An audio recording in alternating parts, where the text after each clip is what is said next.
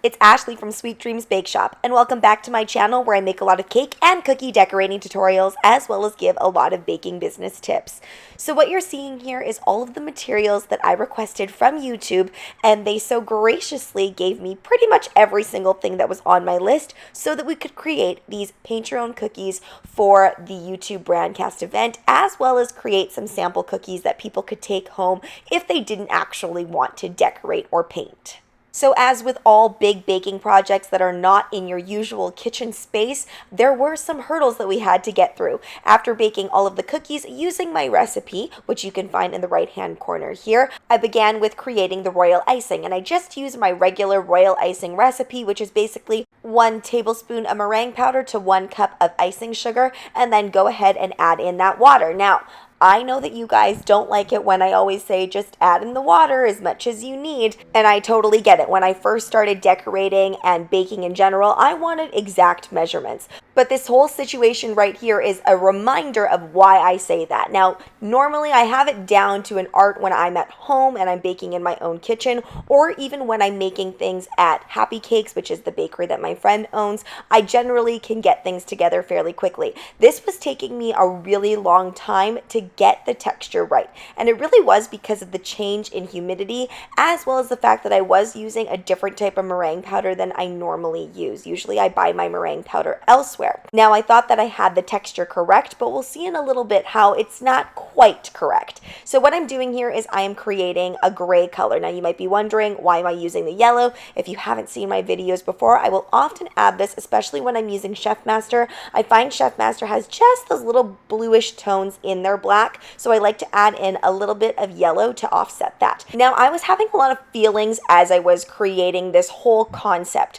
Going into this, I didn't really have a particular idea of what I wanted to do for the cookies. Prior to arriving in Toronto, which is where I'm making these cookies, I had had many conversations with the team discussing what it is that we should do. Now, my original idea was that I was going to create cookies that were in the shape of wedding cakes, and then I would pipe those really kind of more traditionally, and then I would also have hearts or something else where I would do this kind of marble effect. Now, the cakes were something that were a little bit complicated, so we had to make things a little bit more simplistic. So I thought to myself, okay, what's simplistic but still pretty and still very representative of my brand, because that was also important. So I decided to come up with the dipping technique. But as we're seeing here with even the piping and the dipping technique, things were not going as smoothly as they normally do. I was having a lot of things kind of falling off the edges. Now, it's not super obvious, and it wasn't really bad. Like, you know, when you're first starting out decorating cookies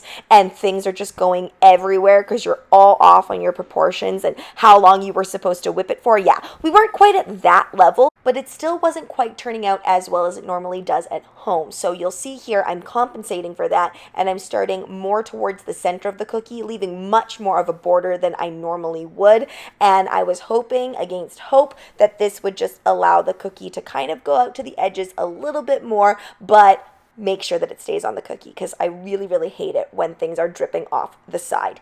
This was also kind of a teach as I go moment, because Joey the Caking Girl, who is featured in today's video as well, huge shout out to her. By the way, if you go and check her out, her daughter, who is only 4 years old, also makes amazing cakes, and you must check it out. But I digress. She is a lot more comfortable using fondant, so we also did a few fondant pieces as well. I normally don't put fondant on cookies, but we also wanted to showcase that that was an option as well when decorating your cookies. And I was also teaching her how to use royal icing on cookies too, so she was learning a whole bunch, and you know, because she's an amazing and fantastic cake decorator already, she caught on pretty quickly. We used a little bit of luster dust mixed with some lemon extract this time. So I know a lot of you guys are always asking me, what can I use instead of vodka? Because some of you aren't able to get that. So definitely using lemon extract is a great way, because it doesn't leave behind a flavor at all. It just kind of evaporates, and then you're left with that beautiful luster color. I learned a lot through this whole entire experience. I haven't done a whole lot of baking on site and not bringing in my own materials as I need them. So I was definitely running out of certain things and I really had to think on the fly. Now, the team was so great. I really could have asked for anything, but the thing is that I would have had to wait and waste time. And time was really, really precious because we only had so many hours to complete this, plus that big display cake and just making sure that everything was in place. So that is why I was just being really, really cognizant of the time when I was doing this and having to switch gears, which if you're a cake decorator or a cookie decorator, you know that this is pretty common practice anyway. So we had to troubleshoot a little bit because we didn't have tipless bags. We only had bags that usually require some sort of metal or plastic tip put in there. So I decided to go with the brushed royal icing technique. It's a technique that I've used often on my channel. I've used it on my macarons. I also just love flowers. You guys know I love adding flowers to a lot of things, so I still felt it was very representative of my brand and my channel. Also, you don't need a perfectly round tip when doing this technique. And you also can kind of fudge it a little bit in terms of styles. Of course, no two decorators are going to have the exact same style. Even when they're looking at the exact same picture, they're going to interpret it somewhat differently. But I really needed to make this look like my brand and what I would normally output. So when I was teaching Joey how to do this, I mean, she caught on so quickly. This was her first time doing this on cookies, and she nailed it. And I really felt like it kind of looked very similar to what I was doing as well. And this part was probably the most therapeutic. The part that gave me the most anxiety, I would say, was when I was actually flooding the cookies and dehydrating them using my dehydrator technique. I mean, it did work to a point, but like I said, it wasn't as smooth and as to the edge as I normally would do it. But it worked out, and this brush technique covered all of those little imperfections that any of that left behind. I mentioned in my previous video where we're actually making the whole display cake that it was a small kitchen. And because it was a small finishing kitchen, they didn't have things like, I know this is going to sound weird, but vessels to hold water, for example, which is why earlier in the video you saw me using a water bottle because we literally couldn't find just small measuring cups or things like that to pour things in. So it was very interesting working with the things that I normally work with, but also not having things that you would just assume that kitchens have.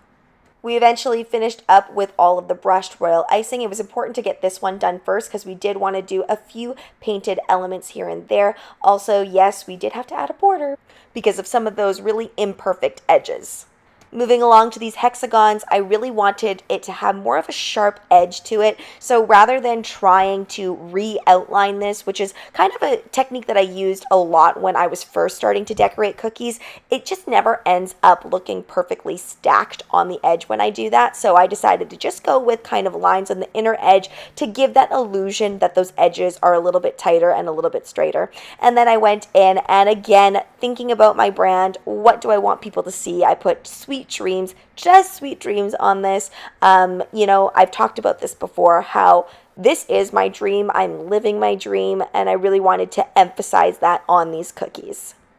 I also should mention that yes, I did thicken up this icing quite a bit. I added a lot more icing sugar and a lot more meringue powder as well. I generally add a little bit more meringue powder because I find that's what gives me the best texture without it becoming clumpy. And I do love this white on white here. It's a little bit more forgiving. It's also a little bit more modern feeling. But of course, if you wanted your writing to really, really stand out, I would go with a different color. And as I was finishing all of this up, Joey was working on the painting. Now, of course, whenever you're painting cookies, you want to make sure that they are fully dry. She really did a great job of diluting the color here. We didn't get edible paints like I normally would work with now. I've told you guys how I've changed my ways. I use edible paints instead to take the guesswork out and to get the saturation of color that I want. But when you're in a pinch, easy peasy, take your gel food colorant, mix it with a little bit of vodka, and you can control how translucent, how pastel you want this by adding more or less vodka.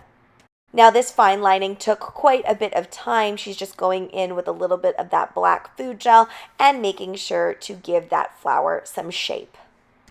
We also ended up creating this exact same pattern on the display cake as well, just to kind of tie everything all in together.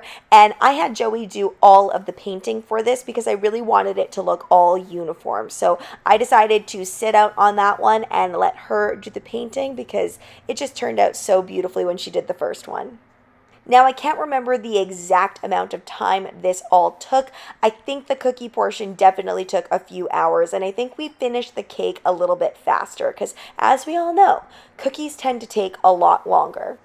Now, one thing I didn't get on camera was the painting of the brushed royal icing. The reason for that is because my lovely best friend and camera woman was actually painting the cookies for me. So, of course, she couldn't paint and film at the same time. And I also feel like having her paint the cookies for me was very on brand because she was there from the beginning when I started at markets, and she would help me out with little jobs like that. And then I started to package everything up while Joey finished up the painting. Now let's get into the pricing of these cookies. Now, of course, I didn't actually sell these cookies. These were all gifted to the YouTube Brandcast guests, but if I were selling these, they would be $5.50 Canadian per cookie with a minimum dollar amount implemented. Now let's get into the subscriber submission of the video. Joyful Cakes has tagged me in a lot of their cake photos, and I thought it would be very fitting to share a Father's Day cake for this weekend. And if you want to be the next featured subscriber submission of the video, then please follow me at SD Bake Shop on Instagram, where you can either tag me in a photo or send me a photo. Any and all dessert levels are welcome. Thanks so much for watching, guys. Don't forget to like, share, and subscribe so you can be part of the Sweetie fam. Right now, I'm uploading weekly, so make sure you hit that notification bell so you know when I upload. Also, be sure to comment, request, or ask a question. I love hearing from you guys. Bye!